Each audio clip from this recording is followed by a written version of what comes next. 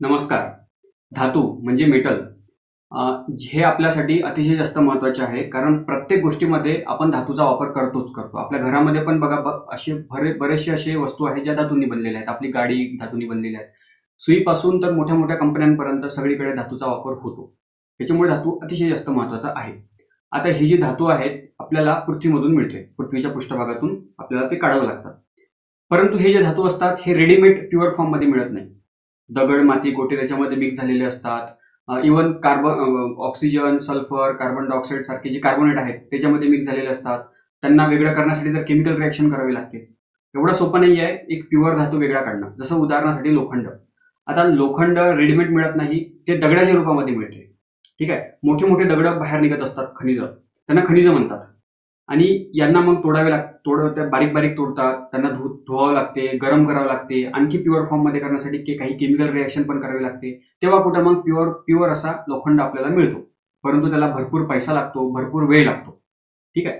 आता जे मी तुम्हाला सांगितलं, रेडीमेड मिळत नाही कुठलेही धातू, त्यांना ते इम्प्युअर फॉर्म मध्ये मिळतात, दगडाच्या रूपामध्ये मिळतात. त्या दगडांना मिनरल्स, मराठीमध्ये त्याला खनिज असे म्हणत असतात. परंतु प्रत्येकच खनिजामधून धातू मिळतो का? प्रत्येक खनिजामधून धातू मिळतो, परंतु प्रत्येकच खनिजामधून प्रॉफिटेबल धातू काढता येत नाही. आता म्हणजे कसं, उदाहरणामधून तुम्हाला सांगतो. समजा एका ठिकाणी लोखंडाची म्हणजे लोखंडाच्या खनिज आहे असं आपल्याला माहित पडलं, तर तिथे काय होते, खोदकाम सुरू होते. आता उदाहरणासाठी 2 असे मोठे मोठे दगड आपल्याला मिळाले लोखंडाचे, म्हणजे ज्याच्यामधून लोखंड बाहेर निघणार. तर दोघांनाही काय म्हणणार मी, मिनरल्स, खनिजे दोघांनाही म्हणणार. दोन्ही पण 100 किलोचे आहे. परंतु पहिल्या याच्यामधून काय, 100 किलोच्या त्या खनिजामधून 50 किलो लोखंड आपल्याला मिळणार आहे, जर का त्याला प्रोसेस केली तर. ठीक आहे. आणि दुसऱ्या दगडामधून फक्त 1 किलो लोखंड मिळणार आहे. दोघांनाही पैसा सारखाच लागतोय, दोघांनाही मेहनत सारखीच लागत आहे, दोघांनाही वेळ सारखाच लागतोय. परंतु प्रॉफिटेबल कोणता आहे, पहिली केस. 100 किलोच्या खनिजामधून 50 किलो आपल्याला लोखंड मिळत आहे. प्रॉफिटेबल बिझनेस आहे तो. तर अशा खनिजांना ओअर्स, वेगळा शब्द दिलेला आहे नाव, ओअर म्हणजे काय होते मराठीमध्ये, धातुके. अशांना धातुके म्हणतो. अशा खनिजांना आपण धातुके म्हणत असतो. ठीक आहे. बघा इथे लिहिलेलं आहे, खनिज म्हणजे काय. खनिज म्हणजे धातूची जी संयुगे खडकाच्या स्वरूपामध्ये निसर्गात सापडतात त्यांना आपण खनिज म्हणत असतो, मिनरल्स म्हणत असतो. आणि असे मिनरल्स ज्यांच्यापासून एक किंवा अधिक धातू फायदेशीररित्या मिळवता येतात. ठीक आहे. अशा खडकांना धातुके, ओअर्स असं म्हणत असतात. आता ही जी धातुके असतात ना, प्रामुख्याने 3 प्रकारची आहे. म्हणजे जी धातू असतात ना ते ऑक्सिजन सोबत कंबाईन असतात, त्यांना ऑक्साईड म्हणत असतात, ऑक्साईडची धातुके. काही सल्फर सोबत कंबाईन असतात, तर काही कार्बन डायऑक्साईड पासून बनलेला कार्बोनेट याच्यासोबत संयुगे बनवतात. अशा 3 प्रकारची धातुके आहेत, ऑक्साईडची धातुके, ऑक्साईड ओव्हर, सल्फाईड ओव्हर आणि कार्बोनेट ओव्हर. परंतु सर्वात सोपं कोणतं आहे, ऑक्साईड ओव्हर पासून खनिजे मिळवणं या तुलनेने सोपी आहे. ठीक आहे. त्याच्यामुळे मग जर का सल्फाईडचे ओव्हर्स असतील तर आपल्याला सल्फाईडच्या धातुक्यांना ऑक्साईडच्या धातुक्यामध्ये रूपांतरित करावं लागतं. ते मी तुम्हाला पुढे सांगणारच आहे. ठीक आहे. बघा आता पुढे जाऊया आपण.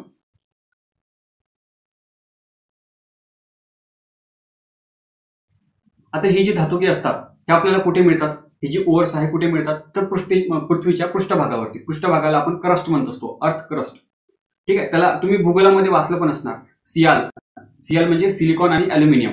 आपल्या जी पृष्ठभाग आहे त्याला सियालने बनलेला आहे असं म्हणतो. तर हे तिथे मोठ्या प्रमाणामध्ये अल्युमिनियम आपल्याला सापडते, लक्षात. त्याचप्रकारे समुद्रामध्ये पण आता फक्त अल्युमिनियमच सापडतो का नाही, लोखंड पण सापडतो, सोने, वेगवेगळ्या प्रकारची धातू सापडतात जमिनीमध्ये. समुद्राच्या पाण्यामध्ये सुद्धा आपले जे धातू आहेत ते सापडतात. कसं काय, समुद्राचं पाणी खारट असते. का बरं खारट असते, त्याच्यामध्ये मीठ असते. मीठ म्हणजे काय, NaCl, जे आपण खातो मीठ, ते पण NaClच आहे. ते NaCl मधला जो Na आहे त्याला सोडियम म्हणतो. सोडियम हा धातू आहे. असं उघड्यावरती ठेवा तुम्ही, तो एकदम जळायलाच लागतो, खूप जास्त रिएक्टिव्ह असतो तो. त्याचप्रकारे मॅग्नेशियम MgCl2 हा सुद्धा एक प्रकारचं मीठच आहे. ते सुद्धा समुद्राच्या पाण्यामध्ये असते. त्याचमुळे समुद्राचं पाणी जास्त खारट असते. त्या समुद्राच्या पाण्यामधून हे मॅग्नेशियम, सोडियम मिळतो ना आपल्याला. ठीक आहे. म्हणजे समुद्राच्या पाण्यामधून पण खनिजे मिळतात, म्हणजे हे जे धातू असतात ते मिळतात. त्याचप्रकारे पृथ्वीच्या पृष्ठभागावर पासून पण मोठ्या प्रमाणामध्ये खनिजे आपल्याला मिळतात. ठीक आहे. धातू आपल्याला मिळतात. आता बघा, आता जी धातू आहेत आपल्याला, आता ती धातू पाहायची आहेत, त्या धातूंची धातुके आपल्याला पाहायची आहेत. एक एक करून आपण पाहू. आता ही जी धातू आहेत यांना आपण 3 कॅटेगरीमध्ये आपण मोडू. एक कॅटेगरी कोणती, जी असे धातू जे खूप जास्त रिएक्टिव्ह असतात, जसं सोडियम, मॅग्नेशियम. उघड्यावरती ठेवा तुम्ही, सोडियमला उघड्यावरती ठेवा, तो जळायला लागतो. पाण्यामध्ये टाका, तो एकदम जळायला लागतो. मॅग्नेशियम सुद्धा, मॅग्नेशियमची रिबन तुम्ही एक्सपेरिमेंट जो असतो लहान म्हणजे शाळेत असताना, तो एक्सपेरिमेंट पण आपल्याला विज्ञानाच्या पुस्तकात पाहायला मिळतो. मॅग्नेशियमची रिबन थोडीशी जरी चिंगारी लागली की आपोआप जळत जाते. खूप जास्त रिएक्टिव्ह असते मॅग्नेशियम सुद्धा. तर हे जे सोडियम, मॅग्नेशियम, हे पोटॅशियम, सोडियम पोटॅशियम खूप जास्त रिएक्टिव्ह असतो. त्याचमुळे यांना केरोसिन, आपलं जे रॉकेल आहे ना, रॉकेलमध्ये ठेवावं लागते, नाहीतर ते उघड्यावरती ठेवलं की ते आपोआपच जळून जाते. तर हे सोडियम, पोटॅशियम, मॅग्नेशियम, ॲल्युमिनियम हे खूप जास्त रिएक्टिव्ह असे धातू आहेत. तर मग हे धातू जे असतात हे सहजरित्या भेटणार का? नाही, हे कोणासोबत तरी कंबाईन असणार. जसं NaCl, हे जे मीठ आहे, तर यांना वेगळं करणं खूप जास्त कठीण असते. इलेक्ट्रिसिटीचा वापर करावा लागतो. खूपच जास्त खर्चिक प्रोसेस आहे ही, आणि खूप जास्त पैसा लागतो याला. ठीक आहे. तर हे हायली रिएक्टिव्ह मेटल. आता याच्यामध्ये कोण कोण येतात? ॲल्युमिनियम, कॅल्शियम, पोटॅशियम, मॅग्नेशियम हे सगळे धातू आहेत. तर त्यापैकी सर्वात महत्त्वाचा कोणता? तर ॲल्युमिनियम. ॲल्युमिनियमचा वापर मोठ्या प्रमाणामध्ये विमान, आता ॲल्युमिनियम वजनाने हलका असल्यामुळे विमानामध्ये त्याचा वापर होतो. लक्षात. त्याच्यामुळे ॲल्युमिनियम, त्याचप्रकारे हे जे इलेक्ट्रिकचे पोल असतात, जे तारा असतात, ते ॲल्युमिनियमची बनलेली असतात. ठीक आहे. तर त्यामुळे ॲल्युमिनियम खूप जास्त महत्त्वाचा आहे. तर ही जी ॲल्युमिनियम आहे, तर ॲल्युमिनियमची धातू कोणकोणती आहेत तर ते आपल्याला पाठ करावे लागेल. मी तुम्हाला एक एक करून सांगतो.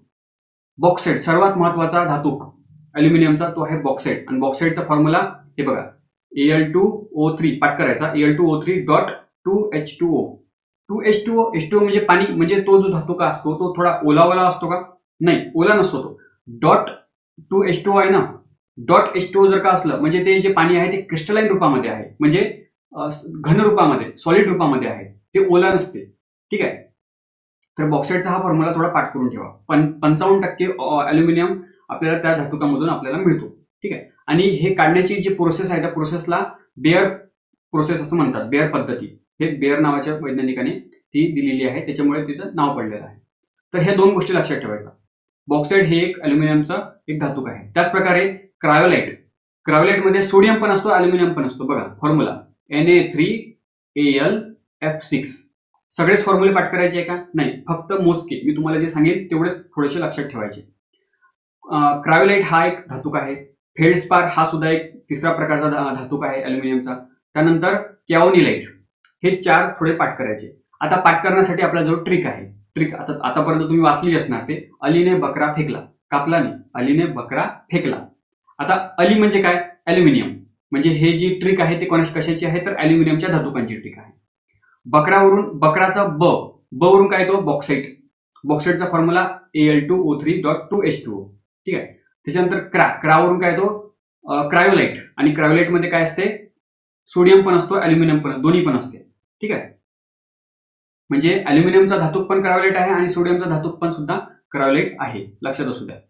तर ब झाला बॉक्साईट, बकराचा, ब वरून बॉक्साईट आणि क्रावरून क्रायोलाइट. त्याच्यानंतर फेकला, तर फे वरून काय तो? फेल्डस्पार. आणि क वरून काय तो? कॅओनिलाइट. ठीक आहे. हे चार असे लक्षात ठेवायचे. लक्षात. चला पुढे जाऊया. मॅग्नेशियम. आता मॅग्नेशियमची धातुके कोणकोणती आहेत तर मॅग्नेसाइट, डोलोमाइट, कार्नेलाइट, हे तीन धातुके आहेत. Magnesite, dolomite, carnallite. ठीक आहे. मॅग्नेसाइटचा थोडासा फॉर्म्युला पाहून घ्या. MgCO2. छोटासा फॉर्म्युला आहे, तो लक्षात असू द्यायचा. आता हा कसा लक्षात ठेवायचा त्यासाठी आणखी दुसरी ट्रिक आहे. कोणती? डोम्याची कार. बघा आमच्याकडे जे सावळे असतात ना त्याला डोमा, म्हणजे डोमा नाग असतो, काळा नाग असतो, त्याला डोमा नाग म्हणतात. तर अशावरून तिथे डोमा विदर्भामध्ये शब्द प्रचलित आहे. तर डोम्याची कार याच्यावरून एक आपल्याला ट्रिक मिळते. तर डो वरून काय तो? डोलोमाइट. ठीक आहे. मॅवरून काय तो? मॅग्नेसाइट. आणि मॅग्नेसाइटचा फॉर्म्युला MgCO2. आणि याच्यावरूनच आपल्याला समजते की ही मॅग्नेशियमची ट्रिक आहे. मॅग्नेसाइटच्या याच्यावरून मॅग्नेशियमची ट्रिक आहे असं आपल्याला समजते. कारवरून काय तो? कार्नेलाइट. फॉर्म्युला पाठ करायची गरज नाही, फक्त याचं लक्षात असू द्या. डोम्याची कार, मॅग्नेशियमचे हे धातुके आहेत. डोवरून डोलोमाइट, त्याच्यानंतर मॅग्नेसाइट, मॅवरून मॅग्नेसाइट आणि कारवरून कार्नेलाइट. ठीक आहे. त्याच्यानंतर सोडियमची धातुके कोणती आहे? सोडियम आताच पाहिलं आपण, मीठ NaCl, रॉक सॉल्ट म्हणतात, टेबल सॉल्ट किंवा रॉक सॉल्ट. तर NaCl सोडियम याच्यापासून मिळतो. त्याचप्रकारे बघा मागच्या याच्यामध्ये अलीने बकरा फेकला, तर अलीने बकरा, क्रावरून क्रायोलाइट होतो. आणि क्रायोलाइट मध्ये काय येते? क्रायोलाइट मध्ये Na3Al(F3), म्हणजे याच्यामध्ये पण सुद्धा सोडियम येतो. याच्यामधून पण सोडियम आपल्याला बाहेर काढता येतो. ठीक आहे. तर क्रायोलाइट आणि रॉक सॉल्ट हे 2 सोडियमची धातुके आहेत. त्याच्यानंतर पोटॅशियमची धातुके सॉल्ट पीटर KNO3. त्याच्यानंतर बघा आता प्रश्न बघा, कंबाईन गट क 2021 मध्ये विचारलेला प्रश्न आहे. रिकामी जागा हे अॅल्युमिनियमचे एक महत्वाचे धातूक आहे. अॅल्युमिनियमचे धातूक ट्रिक आहे आपल्याजवळ. कोणती ट्रिक आहे? अलीने बकरा फेकला. अलीवरून काय येतो? अॅल्युमिनियमची. हे अॅल्युमिनियमचे धातूक आहे. अली म्हणजे अॅल्युमिनियम. बकरा ब वरून काय येतो? बॉक्साईट. क्र वरून काय येतो? क्रायोलाइट. बॉक्साईट आणि क्रायोलाइट आहे का इथे? हा लाईट आहे. क्रायोलाइट हा आहे. क्रायोलाइट मिळालं आपलं उत्तर इथे. ठीक आहे. पायरोलुसाइट किंवा चाल्कोसाइट हे आहे का? नाही, हे आहे क्रायोलाइट. लक्षात. आणि फेकलावरून काय येतो? फेल्डस्पार आणि कावरून काय येतो? कॅव्हनिलाइट. त्याच्यानंतर आता हे जे हायली रिएक्टिव्ह मेटल जे मी तुम्हाला सांगितलं, सोडियम, अॅल्युमिनियम, पोटॅशियम, कॅल्शियम, हे हायली रिएक्टिव्ह आहे आणि हे एवढ्या सहजरित्या आपल्याला निसर्गामध्ये मिळत नाही. त्यांना वेगळं करण्यासाठी, सेपरेट करण्यासाठी खूप जास्त पैसा लागतो, खूप जास्त वेळ लागतो, खूप मोठी प्रोसेस आहे ती. ठीक आहे. याच्यामध्ये आता हे जे आपण धातुकांमधून बाहेर काढतो त्यांना एक्स्ट्रॅक्शन म्हणत असतात, निष्कर्षण असं म्हणत असतात. ठीक आहे. तर हे जे हायली रिएक्टिव्ह एलिमेंट आहेत, ह्या एलिमेंटना हे हायली रिएक्टिव्ह जे मेटल आहेत त्यांना वेगळं करण्यासाठी, एक्स्ट्रॅक्ट करण्यासाठी इलेक्ट्रोलिसिस ही पद्धत वापरली जाते. ठीक आहे. यांच्यासाठी इलेक्ट्रोलिसिस पद्धत मी एकदम शेवटी रिव्हिजन पण करून देतो तुम्हाला. आता याच्यामध्ये काय होते, जसं आता आपल्याला सोडियम वेगळा काढायचा आहे, तर एका भांड्यामध्ये NaClचं द्रव, आता NaCl मीठ हे सॉलिडमध्ये असते, आपण पाहिलं मीठ सॉलिडमध्ये असते ना, ते त्याला जर का गरम केलं तर ते लिक्विडमध्ये रूपांतरित होते. पाणी टाकून नाही, पाणी जर का त्याच्यामध्ये टाकला तरी सुद्धा लिक्विडमध्ये येते, परंतु त्याला ॲक्वियस सोल्युशन म्हणू आपण. ॲक्वियस सोल्युशन नाही पाहिजे आपल्याला, कारण आपल्याला माहिती आहे ना सोडियम जो असतो खूप जास्त रिएक्टिव्ह असतो. हा NaCl याचा जर का वेगळा झाल्यानंतर काय होईल? Na वेगळा तयार होईल, सोडियम आणि क्लोरीन वेगळं, क्लोरीनची गॅस वेगळी तयार होईल. परंतु त्या सोल्युशन मध्ये पाणी असल्यामुळे, H2O असल्यामुळे सोडियम H2O सोबत रिॲक्शन होईल आणि जळायला लागेल तो. म्हणजे सोडियम मिळायच्या आधीच तो नष्ट होऊन जाईल. असं नाही पाहिजे, जळायला नाही पाहिजे तो, आपल्याला वेगळा पाहिजे तो. मग त्याच्यामुळे पाणी टाकून त्याला लिक्विडमध्ये करायचं नाही, आपल्याला त्याला गरम करून लिक्विडमध्ये करायचं आहे. मोल्टन स्टेट म्हणतो किंवा त्याला फ्यूज स्टेट म्हणतो. या भांड्यामध्ये NaClचा फ्यूज स्टेट टाकायचा. ठीक आहे. लिक्विड NaCl आपल्याला त्याच्यामध्ये असलं पाहिजे. त्याच्यानंतर मग हे 2 कार्बनचे रॉड, त्याला बॅटरी जोडायची. ज्याला पॉझिटिव्ह असतो त्याला ॲनोड म्हणतात आणि ज्याला निगेटिव्ह भाग जोडला जातो त्याला कॅथोड म्हणतात. तर मग जे निगेटिव्हकडे पॉझिटिव्ह म्हणजे Na सोडियम या कॅथोडकडे जमा होईल आणि क्लोरीन गॅस या ॲनोडकडे तयार होईल. अशा प्रकारे सोडियम आपल्याला वेगळा मिळेल. परंतु molten state, fuse state, aqueous नाही. ॲक्वियस म्हणजे काय? ॲक्वा म्हणजे पाणी. ॲक्वियस स्टेट नाही, कारण त्याच्यामध्ये सोडियम जो आहे तो जळून जाईल. ठीक आहे. त्याच्यामुळे मोल्टन स्टेट लक्षात असू द्या. त्याच्यानंतर बघा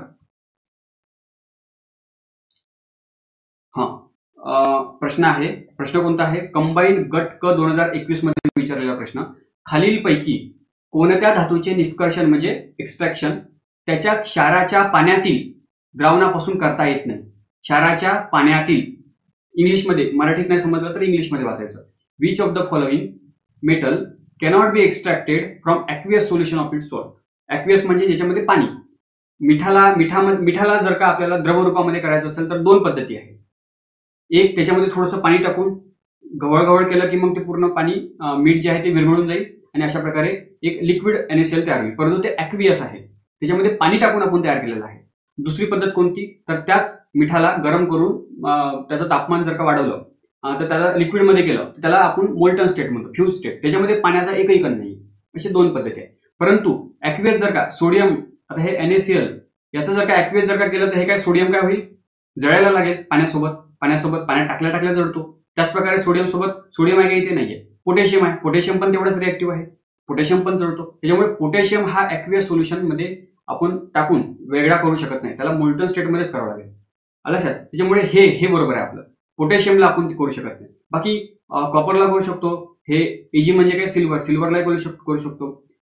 हे जे EU म्हणजे काय? गोल्ड, सोनं, त्यांना पण आपण ॲक्वियस सोल्युशन मध्ये टाकून तयार करून त्याच्यामधून हे जे धातू आहेत जसं सिल्वर, गोल्ड, कॉपर हे वेगळे करू शकतो. मात्र पोटॅशियमला वेगळं करू शकत नाही. त्याच्यामध्ये जर का पाण्याचा स्पर्श जरी झाला तर तो जळायला लागतो. ठीक आहे. पुढे बघा. आतापर्यंत आपण काय पाहिलं? खूप जास्त तीव्र क्रियाशील धातू आपण पाहिले. सोडियम, पोटॅशियम, ॲल्युमिनियम, कॅल्शियम हे सगळे तीव्र क्रियाशील होते. आता आपल्याला मध्यम क्रियाशील धातूंचं पाहायचं आहे. मध्यम क्रियाशील धातू म्हणजे काय काय येतात याच्यामध्ये हा लोखंड येतो. लोखंड, Fe फेरस म्हणजे लोखंड, झिंक म्हणजे जस्त, Pb लीड शिशे, कॉपर तांबे, हे सगळे मध्यम क्रियाशील आहे. खूप जास्त विगर असली ते रिॲक्शन होत नाही. जसं सोडियमला उघड्यावरती ठेवलं तर जळायला लागते, पोटॅशियमला पाण्यात टाकलं जळायला लागते. परंतु हे जे लोखंड, झिंक आहे, हे असे आपोआप रिॲक्शन होते का यांची? नाही, थोडी हळूहळू होते परंतु हळूहळू होते. यांना आपण मध्यम क्रियाशील धातू म्हणतो.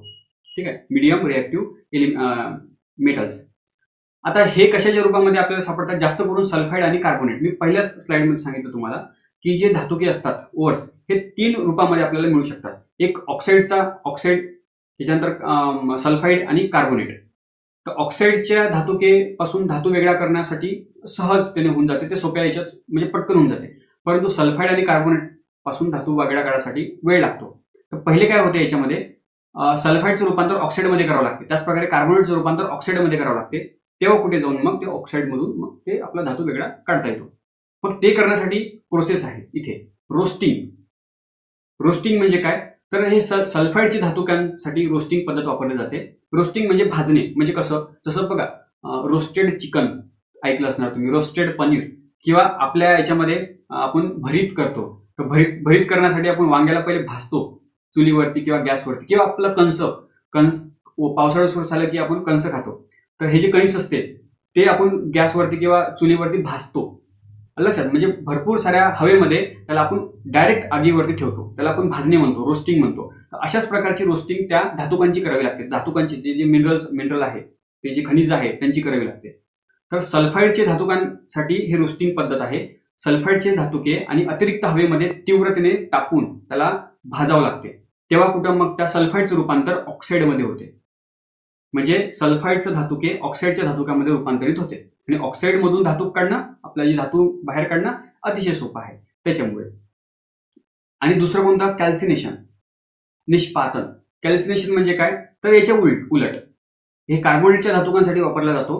इथे अतिरिक्त हवेमध्ये त्याला भाजलं जात होतं, परंतु इथे मर्यादित हवेमध्ये. म्हणजे कसं? तोच जो आपला चिकन आहे, रोस्टेड चिकन म्हणजे काय? तर डायरेक्ट तुम्ही आगीवरती त्याला भाजलं. आणि कॅल्सिनेशन मध्ये काय होते? तर त्याला कुकरमध्ये भाजलं. ठीक आहे, असाच फरक आहे. सिंपल फरक असाच आहे तो. जे वांग्याचं भरीत आहे ते जर का भरीत करायचं राहिलं तर वांगा आपण भाजतो, त्याला रोस्टिंग म्हणतो, आणि कुकरमध्ये भाजलं त्याला कॅल्सिनेशन म्हणतो, कमी हवेमध्ये, नाही का? अशा प्रकारे ह्या 2 पद्धती आहेत. सल्फाईडच्या धातुकांचं ऑक्साईडमध्ये रूपांतर करण्यासाठी रोस्टिंग पद्धत वापरली जाते, आणि कार्बोनेटच्या धातुकांचं ऑक्साईडमध्ये रूपांतर करण्यासाठी कॅल्सिनेशन ही पद्धत वापरली जाते. बस ह्या 2 गोष्टी लक्षात असू द्या. ठीक आहे. जे आधी आपण पाहिलं होतं highly reactive metal, aluminium, sodium, calcium, यांच्यासाठी कोणती पद्धत वापरली? तर ते एक इलेक्ट्रोलिसिस, बॅटरी वगैरे करंट इलेक्ट्रिसिटीचा वापर केला त्याच्यामध्ये आपण. तर ती इलेक्ट्रोलिसिस पद्धत ती वेगळी. याच्यामध्ये कोणती पद्धत वापरली आपण? रोस्टिंग, कॅल्सिनेशन ही पद्धत वापरली. ठीक आहे. आता बघा, आता एक एक करून आपण हे जे मेटल आहेत त्याची धातुके कोणकोणती आहेत ते आपण पाहू. सर्वात पहिले लोखंडाची धातुके, आयरन ओर. आयरन ओर खूप महत्वाचं आहे, याच्यावरती भरपूर प्रश्न आलेले आहेत. कोणकोणते आहेत? सर्वात चांगला म्हणजे मोठ्या प्रमाणामध्ये असा खनिज आहे, त्याच्यामधून मोठ्या प्रमाणामध्ये लोखंड निघतो, तो कोणता धातूक आहे? तर मॅग्नेटाइट. पाठच करा, मॅग्नेटाइट. आणि दुसरा त्याच्यासारखाच आहे हेमॅटाइट. दोघांचे फॉर्म्युले बघा काय फरक आहे. याच्यामध्ये Fe3O4 मॅग्नेटाइट, आणि हेमॅटाइटमध्ये Fe2O3. ठीक आहे, हाच एक छोटासा फरक आहे. बघा, मॅग्नेटाइटमध्ये जास्त लोखंड आहे त्याच्यामुळे इथे Fe3 आहे, हेमॅटाइटमध्ये कमी लोखंड आहे त्याच्यामुळे इथे Fe2 आहे, असं लक्षात असू द्या. 2 आपण ओव्हर पाहिली, एक मॅग्नेटाइट, एक हेमॅटाइट. त्याच्यानंतर लेमोनाइट. लेमोनाइटमध्ये काय होते? हे लेमोनाइटचा फॉर्म्युला काय आहे? FeOOH. OH म्हणजे बघा H2O पासून तो OH तिथे मिळालेला आहे. कसं लक्षात ठेवायचं? इथे OHच आहे बा. तर बघा, निंबू पाणीमध्ये लेमोनाइट वरून लिंबू पाणी, लिंबू असं लक्षात असू द्या. लिंबू पाणी जे आपलं सरबत आहे त्याच्यामध्ये पाणी आहे, त्याच प्रकारे हे लेमोनाइटमध्ये सुद्धा OH आहे असं लक्षात असू द्या. हे गरजेचं आहे, कसं ना कसं आपल्याला लक्षात ठेवायचं आहे. तर अशा प्रकारे लक्षात ठेवायचं लिंबू पाणी. त्याच्यानंतर सिडेराइट मध्ये फक्त कार्बन डायऑक्साईड असतो. ठीक आहे. Fe म्हणजे फेरस कार्बोनेट, FeCO3. त्यानंतर क्रोमाइट. क्रायोलाइट वेगळा. क्रायोलाइटचा फॉर्म्युला कोणता होता तो? Na3Al तो क्रायोलाइट होता. हा क्रोमाइट आहे. कन्फ्युज इथे होऊ नका. क्रोमाइट मध्ये काय येतो? क्रोमियम हा येतो. पाठ करायची गरज नाही, हा फक्त क्रोमियम येतो एवढं लक्षात असू द्या. त्यानंतर आहे पायराइट. पायराइटला मूर्खाचे सोने म्हणतात. याचा फॉर्म्युला FeS2. हे बघा, हे प्युअर सोनं आहे आणि हे पायराइट आहे. दोघे दुरून हे सुद्धा सोन्यासारखं दिसते, हे सुद्धा चमकते, परंतु हे सोनं नसून हे सोन्यासारखं दिसणारा दुसरा मेटल आहे ज्याला आपण पायराइट म्हणतो. लोखंड आहे. ठीक आहे. म्हणून याला मूर्ख बनवते आपल्याला, त्याच्यामुळे मूर्खाचे सोने आपण त्याला म्हणत असतो. फुल्स गोल्ड. आता हे लक्षात कसं ठेवायचं? लक्षात ठेवण्यासाठी आपल्या जवळ याच्यासाठी ट्रिक आहे. कोणती ट्रिक आहे? बढिया ट्रिक आहे. MS धोनीचा helicopter shot. Helicopter shot MS धोनीचा एकदम फेमस आहे. तर त्याच्यावरूनच आपण ट्रिक बनवली. कोणती ट्रिक आहे बघा. MS धोनीचा, आता धोनीवरून काहीच नाही, फक्त आता तिथे लिंक लागली पाहिजे म्हणून इथे धोनी लिहिलं. MS धोनीचा हेलिकॉप्टर. आता हेलिकॉप्टर लिहिलं कसं बघा. Helicopter shot. त्याच्यावरच आपली ट्रिक आहे. M वरून काय तो? मॅग्नेटाइट, Fe3O4. S वरून काय तो? सिडेराइट, FeCO3 कार्बोनेट वाला. त्याच्यानंतर धोनीचा याच्यावरून काहीच नाही. हेलिकॉप्टर, हे वरून हेमॅटाइट, Fe2O3 हेमॅटाइट मध्ये आहे आणि Fe3O4 कुठे आहे? मॅग्नेटाइट मध्ये आहे. ठीक आहे. ली वरून काय तो? लिमोनाइट, लिंबू पाणी, म्हणजे याच्या फॉर्म्युल्यामध्ये OH आहे, FeOOH. ठीक आहे. त्यानंतर को वरून काय तो? क्रोमाइट, क्रोमियम असतो त्याच्यामध्ये. क्रायोलाइट वेगळा, क्रोमियाइट वेगळा. त्यानंतर प वरून काय तो? पायराइट. पायराइट म्हणजे मूर्खाचे सोने, FeS2. ठीक आहे. सल्फर, एस म्हणजे काय? सल्फर. अशा प्रकारे MS धोनीचा हेलिकॉप्टर शॉट, याच्यामधून आपल्याला लोखंडाची जी धातुके आहे ती आपल्याला इथे लक्षात ठेवता येतात. त्यानंतर तांब्याची धातुके, जी तांबा आहे कॉपर. तर कॉपरची धातुके कोणकोणती आहेत? मॅलाकाइट. फॉर्म्युला पाठ नाही करायचा, फक्त CuCO3 आहे एवढं लक्षात ठेवायचं. मॅलाकाइट. चाल्को चाल्को म्हणजे काय? कॉपर. चाल्को बघा, ताम्रपाषाण युग म्हणतो आपण. Chalcolithic period. चाल्को म्हणजे काय? Copper, Cu. आणि पायराइट म्हणजे मागच्या याच्यात आपण पाहिलं, पायराइट मूर्खाचे सोने, FeS2. तर हा झाला त्याचा फॉर्म्युला चाल्को पायराइटचा. ठीक आहे. त्याच्यानंतर कॉपर ग्लान्स, नावातच कॉपर आहे त्याच्यामुळे प्रश्नच नाही, पाठ करायची गरजच नाही. क्युप्राइट मध्ये Cu2O, हा क्युप्राइटचा फॉर्म्युला. हे 3 लक्षात ठेवावं लागते. मॅलाकाइट, चाल्को पायराइट आणि क्युप्राइट. मग हे कसं लक्षात ठेवायचं? तर असं लक्षात ठेवायचं, लहान बाळ आहे तो काय म्हणतो? एक स्टीलचा चम्मच आहे आणि एक कॉपरचा चम्मच आहे, तांब्याचा चम्मच आहे. तर त्या लहान बाळाला कॉपरचा चम्मच, तांब्याचा चम्मच चांगला वाटतो, क्यूट वाटतो. तर तो काय म्हणतो आईला की मला तांब्याचा क्यूट चमचा पाहिजे. ठीक आहे. मला तांबी नाही, चांदी, सॉरी, मला चांदीचा क्यूट चमचा पाहिजे. मलावरून काय तो? Malachite, CuCO3. त्यानंतर चांदीवरून काय तो? चाल्को पायराइट, चाल्को म्हणजे काय? कॉपर. याच्यावर लक्षात ठेवायचं. चाल्को म्हणजे काय? कॉपर. चाल्कोलिथिक पिरियड, ताम्रपाषाण युग इतिहासामध्ये आपण वाचतो तेच. तर चाल्कोवरून काय तो? कॉपर. म्हणजे हे कॉपरची ट्रिक आहे, याच्यावरून असं लक्षात ठेवायचं. आणि पायराइट, FeS2. त्यानंतर क्यूट वरून काय तो? क्युप्राइट, Cu2O. ठीक आहे. अशा प्रकारे कॉपरची ट्रिक झाली. त्यानंतर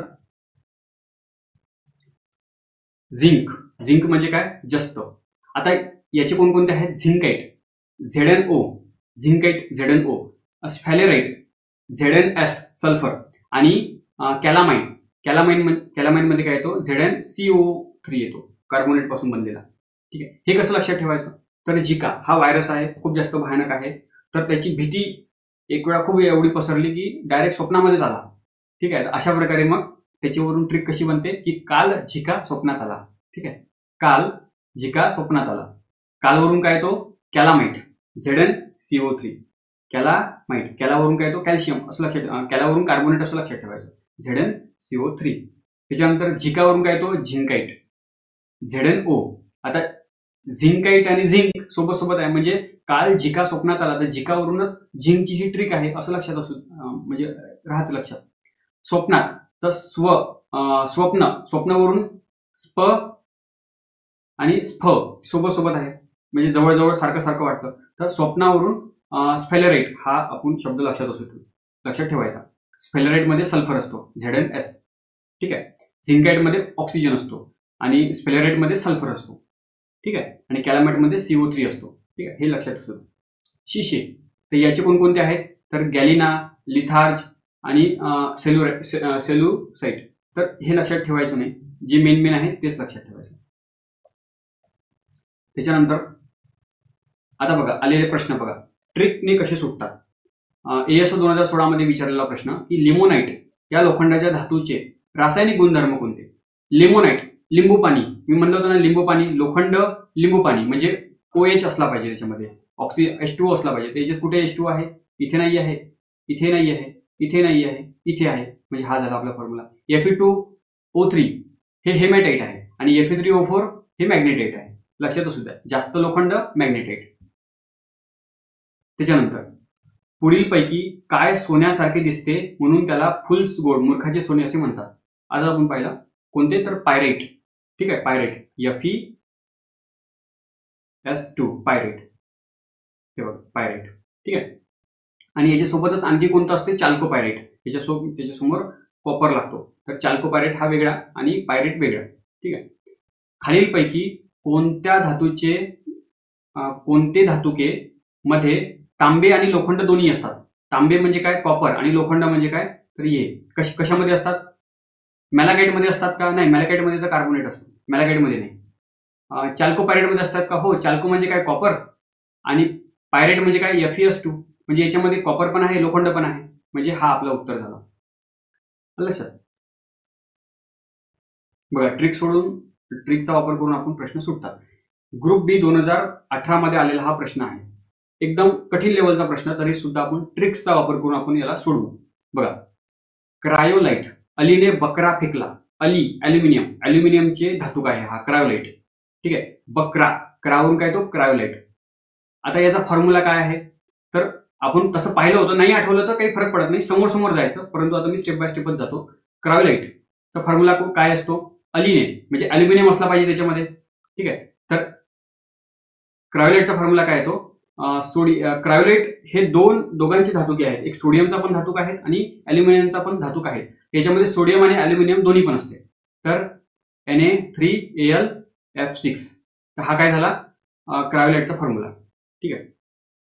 जरी आपल्याला फॉर्म्युला नाही आठवला ना तरी आपण काय करायचं, इथं जोडण्याचा प्रयत्न करायचा. क्रायोलाइट आपल्याला एवढं माहिती आहे की क्रायोलाइट हा अल्युमिनियमचा धातुक आहे, ठीक आहे. अलीने बकरा फेकला, तर जिथे अल्युमिनियम असतो तिथे याची जोडी लागली पाहिजे.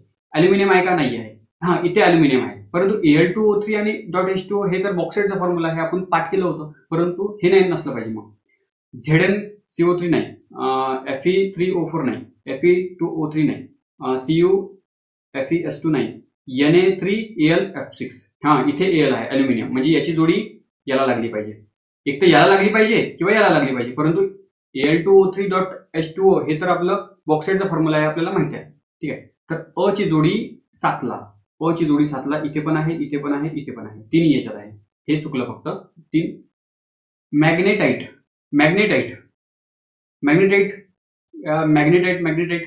कोणता ट्रिक आहे, MS धोनीचा हेलिकॉप्टर शॉट. M वरून काय तो मॅग्नेटाइट, S वरून काय तो सिडेराइट, ठीक आहे. तर मॅग्नेटाइट हा कशाचा फॉर्म्युला म्हणजे धातू कसला पाहिजे, लोखंडाचा. MS धोनीचा हेलिकॉप्टर शॉट, ठीक आहे. याच्यामध्ये लोखंड असलं पाहिजे.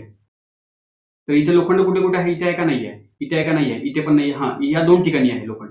तर इथे येतो की इथे येतो मॅग्नेटाइट, आणि दुसरा कोणता असतो मॅग्नेटाइट आणि हेमॅटाइट, असे 2 लोखंडाची धातुक आहे. परंतु जास्त कशामध्ये असतो, मॅग्नेटाइटमध्ये असतो, म्हणजे लोखंड जास्त कशात असतो, मॅग्नेटाइट, म्हणजे मॅग्नेटाइटमध्ये जास्त वाला Fe3O4, इथे मॅग्नेटाइट, ठीक आहे. म्हणजे ब ची जोडी 4ला लागली पाहिजे, ब ची जोडी 4ला इथे आहे आणि इथे आहे, म्हणजे हे चुकीचं. आता 2 आणि 4 मध्ये आपलं ऑप्शन आहे मॅलाकाइट. मला चांदीचा क्यूट चमचा पाहिजे. मलावरून मॅलाकाइट, चांदीचा वरून चाल्कोपायरेट आणि क्यूट वरून क्युप्राइट, एक आपलं ट्रिक होती. तर हे कशाचं आहे, चांदीचा वरून काय तो चाल्कोपायरेट, म्हणजे कॉपर, याच्यामध्ये कॉपर असला पाहिजे. याच्यामध्ये इथे कॉपर आहे आणि इथे कॉपर आहे, मॅलाकाइट. तर म्हणजे परंतु हा जो कॉपर आहे हे आपल्याला माहित आहे चाल्कोपायराईटचा हा फॉर्म्युला आहे. चाल्कोपायराईट म्हणजे मॅलाकाईटची जोडी इथे नाही लागली पाहिजे, हे वरच्यालाच लागली पाहिजे. म्हणजे क ची जोडी 1 ला, क ची जोडी 1 ला आहे बघा इथे आहे. ठीक आहे, हे आपलं उत्तर आलं. स्फॅलेराईट, स्फॅलेराईट वरून काय येतो आणि एक ट्रिक आहे. स्फ स्वप्न, काल झिका स्वप्नात आला, काल झिका स्वप्नात. झिंक, याच्यामध्ये झिंक असलं पाहिजे. तर झिंक कुठे आहे? इथे झिंक आहे, त्याच्यानंतर इथे झिंक आहे. स्फॅलेराईट मध्ये फ येतो, स्फ एस म्हणजे ZnS. ठीक आहे, अशा प्रकारे जोडी लावायची. म्हणजे इथे काय, ठीक आहे. अशा प्रकारे थोडे इलिमिनेशनचा वापर करून तुम्हाला सगळे ट्रिक जरी नाही आठवले, एक जरी ट्रिक आठवली तरी पण तुम्ही 1-2 तर एलिमिनेशन करू शकता. बाकी दोघांमध्ये मग अन्य दोन्ही मारून टाकायचं. ठीक आहे, लगी तो लगी नाही तर मग मशीन. त्याच्यामुळे जायचं पुढे. आता बघा, 2 प्रकारचे आपण धातुके पाहिली. एक जास्त क्रियाशील आणि मध्यम क्रियाशील. आता कमी क्रियाशील म्हणजे जे जास्त क्रिया करत नाही, कोणासोबत रिॲक्शन करत नाही. तसं आपलं सोने, चांदी, प्लॅटिनम हे आपल्याला जास्त करून म्हणजे जवळपास शुद्ध रूपामध्ये मिळतात. थोडंफार प्रोसेस करावी लागते आणि प्युअर करावं लागते. नाहीतर जवळपास ते कोणासोबत रिॲक्शन करत नाही, त्याच्यामुळे ते आपल्याला डायरेक्टच आयतं उतं मिळते. ठीक आहे, तर हे कमी क्रियाशील धातुके असतात. काय कोण येते याच्यामध्ये? पारा, मर्क्युरी, सोने, चांदी. ठीक आहे, हे सगळे आहे त्याच्यामध्ये. प्लॅटिनम हे शुद्ध धातू जे आहेत हे आपल्याला निसर्गामध्ये पण जवळपास शुद्ध रूपामध्ये मिळते. जसं पाऱ्याचा जो धातुके आहे, ओर आहे, त्याला काय म्हणतात? सिन्नाबार, HgS, सल्फर असतो त्याच्यामध्ये. सोन्याचे जे 3 धातुके आहेत सोन्याचे, कॅलेव्हराईट, त्याच्यानंतर आहे सिल्वनाईट, त्याच्यानंतर आहे पेटजाईट. हे कसं लक्षात ठेवायचं? तर मी तुम्हाला सांगितलं ना की सोनं जे असतात हे आपल्याला आयतच मिळते. ठीक आहे, जास्त प्रोसेस करावी लागत नाही, रेडीमेड मिळते, सील पॅक मिळते.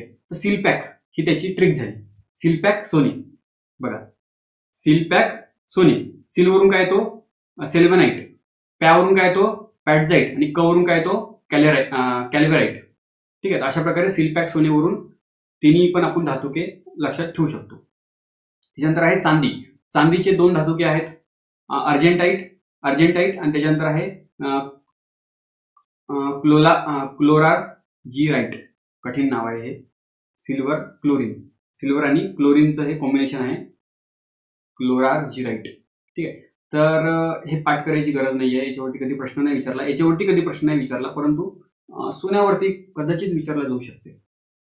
आता बघा, आता हे जे असतात हे जवळपास शुद्ध रूपामध्ये मिळतात, तरी पण त्याच्यामध्ये थोडीफार आपल्याला प्रोसेसिंग करावी लागते, थोडाफार आपल्याला मेहनत करावी लागते. एकदम 100% प्युअर सोनं किंवा प्युअर चांदी जर का तयार करायची असेल तर. मग ही जी पद्धत आहे त्याच्यामध्ये काय वापरतात? केमिकल रिॲक्शन मध्ये काय वापरतात? तर सोडियम सायनाइड, कार्बन असतो आणि 3 बॉन्ड आणि नायट्रोजन असतो, त्याला आपण सायनाइड म्हणत असतो. तर सोडियम सोबत बनलेला सायनाइडला आपण सोडियम सायनाइड म्हणतो, NaCN. ठीक आहे, तर हे याच्यामध्ये मिक्स करतात त्यांच्या धातुकांमध्ये. हे जे कॅल्वराईट जे आहे, सिल्वनाईट जे आहे, त्याच्यामध्ये मिक्स करतात आणि मग हे सोनं वेगळं काढतात. ठीक आहे, तर परत एकदा रिव्हिजन. पहिली जी होती हायली रिएक्टिव्ह जे मेटल होते, तर ते वेगळे काढण्यासाठी, एक्स्ट्रॅक्ट करण्यासाठी कोणती पद्धत वापरली जायची? तर इलेक्ट्रोलिसिस. त्याच्यानंतर मध्यम क्रियाशील जे धातुके होते त्याच्यामधून धातू वेगळ्या काढण्यासाठी रोस्टिंग आणि कॅल्सिनेशन, भाजणे आणि निष्पादन. त्याच्यानंतर हे जे कमी क्रियाशील धातू आहे त्याच्यासाठी काय वापरतात? तर सायनाइड, सोडियम सायनाइड हे वापरतात. ठीक आहे, आता राज्यसेवा 2024 मध्ये आत्ता यावर्षी विचारलेला प्रश्न पहा. काय प्रश्न आहे? खालीलपैकी कोणती किंवा कोणत्या धातूच्या जोड्या त्यांच्या खनिजांपासून वेगळे करण्यासाठी सायनाइड जटिल आयनचे द्रावण वापरतात? सायनाइडचा वापर जे प्युअर कमी क्रियाशील धातू असतात, जसं प्लॅटिनम, चांदी, सोने, प्लॅटिनम, हे यांच्यापासून आपला धातू वेगळा करण्यासाठी या द्रावणाचा वापर केला जातो, सोडियम सायनाइडचा वापर केला जातो. त्याच्यामध्ये कोण कोण आहे? कॉपर आहे का नाही? सोना आहे, इथे कोबाल्ट आहे, चांदी आहे. हे EU म्हणजे काय? सोनं, आणि AG म्हणजे काय? तर चांदी. तर हे दोन्ही आहे. आणि इथे सोडियम आणि HG, याच्यामध्ये हाच आहे फक्त, सोडियम नाही. सोडियमसाठी तर इलेक्ट्रोलिसिसचा वापर केला जातो. तर आपल्याला पूर्ण जोडी पाहिजे, दोन्ही पण. याच्यामध्ये एकच आहे, याच्यामध्ये पण एकच आहे, याच्यामध्ये जोडी आहे, म्हणजे सी कुठे येतो? दुसऱ्या नंबरचा ऑप्शन. ठीक आहे, त्याच्यानंतर अशा प्रकारे इथे हा टॉपिक संपला. धन्यवाद.